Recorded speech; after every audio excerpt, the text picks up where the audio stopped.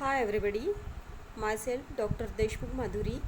Today I am going to present meristematic tissues, which is a very important part of your syllabus. So first of all, before going to start, let us discuss what is meant by tissues. So tissues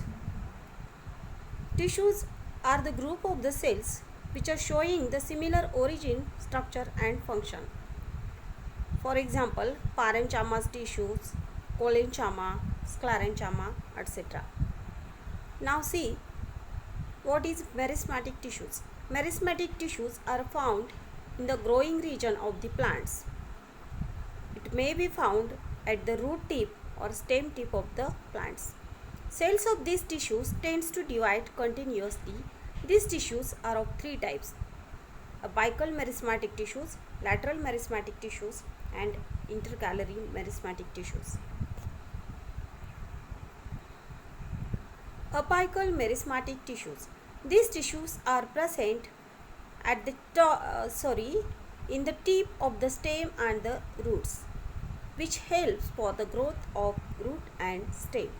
So, students, you can observe here in a given figure A and B. They are meristematic tissues are present in a apical region of stem and roots respectively. Lateral meristematic tissues. These tissues are present in sides of the stems and roots.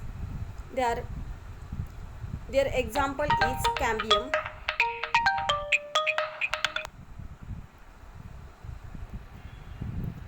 Just wait. Roots. They helps to increase the girth of the stem and roots. Intercalary meristematic tissues. These are present at the base of the leaves and internodes, which helps for growth of the branches and the leaves. Okay. Now let us discuss about the permanent tissues. Permanent tissues are formed from the meristematic tissues only, but they cannot divide and they have a permanent size and shape. They are of two types, that is the simple and the complex tissues. Simple permanent tissues. These tissues are made up of single type of the cells. They are as follows: parenchyma, collenchyma and sclerenchyma. Parenchyma tissues are loosely packed with a thin walled cell. Intercellular space is found there. Some parenchymatous cells contain a chlorophyll pigments, chlorenchyma of the leaves involved in this photosynthesis.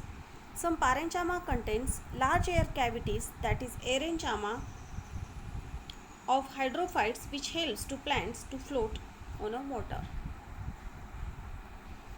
Collenchyma. This tissue is composed of the elongated cell with less intercellular space. The cell wall of the cells are thicker at corner due to the presence of lignin. This tissue gives flexibility to the part of the plants and allow easy bending. This tissue also provides mechanical support to the small parts of the plants. Sclerenchyma. Just wait. Sclerenchyma, these tissues are basically dead tissues. They are composed of long, narrow, dead, thick-walled cells.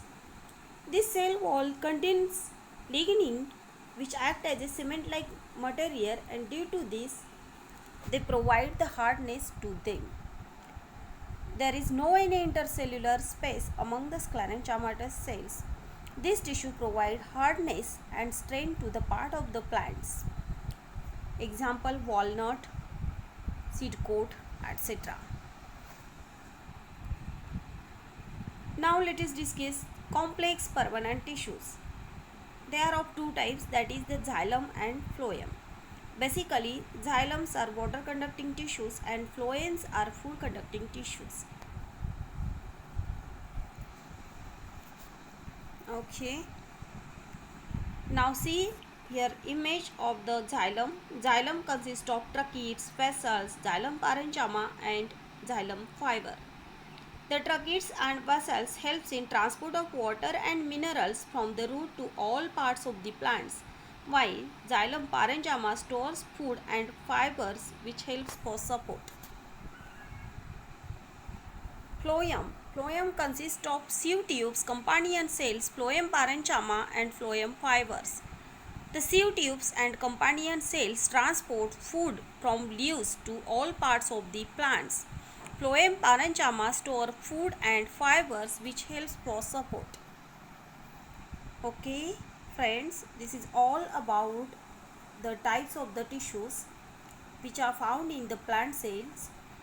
I hope all of you understand this lecture, and if you have any doubts or query regarding the tissues, you can comment me in comment box, and please watch our videos. It's compulsory for all the students. Thank you. Have a great day.